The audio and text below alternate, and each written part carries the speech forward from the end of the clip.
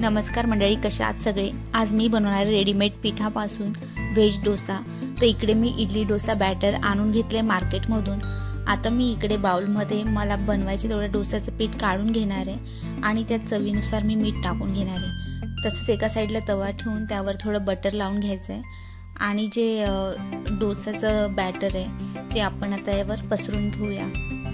हे चांगल्या पद्धतीने पसरवल्यानंतर यावर मी थोडं शेजवान चटणी असते ती थोडी आपण याच्यावर पसरून घेऊया।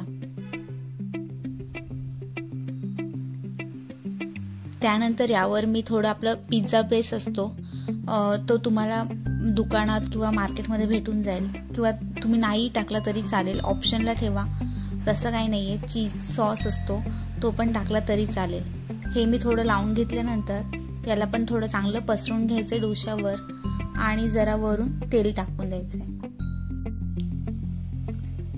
त्यानंतर मी यावर जरा मॅगी मसाला टाकून घेणार आहे, जेणेकरून त्याने आता याची चव थोडी चांगली येईल।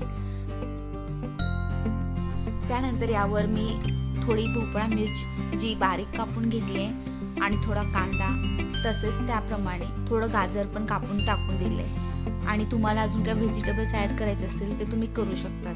आता मी याला 2 मिनिटं झाकून ठेवणार आहे। बघू शकता आता आपले जे व्हेजिटेबल्स आहेत ते नॉर्मल थोडे तरी शिजले आणि आता यावर मी मस्त चीज टाकून घेणार आहे।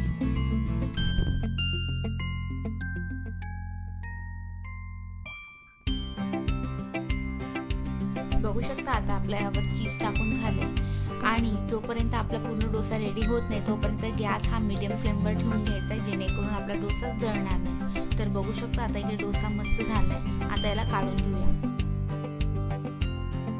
इकडे मी खोबऱ्याची चटणी बनवून घेतली आहे। यात मी ओलं खोबरं, थोडी कोथिंबीर आणि लसूणच्या 2 पाकळ्या वापरल्या आणि नॉर्मली आपण याला जसं चटणीला एक आपण तडका देतो तसा मी देऊन घेणार आहे।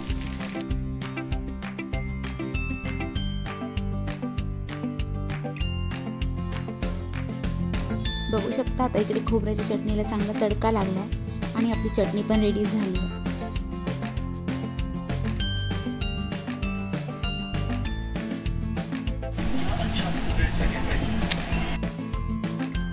तर मग कसा वाटला तुम्हाला रेडीमेड पिठापासून बनवलेला व्हेज डोसा?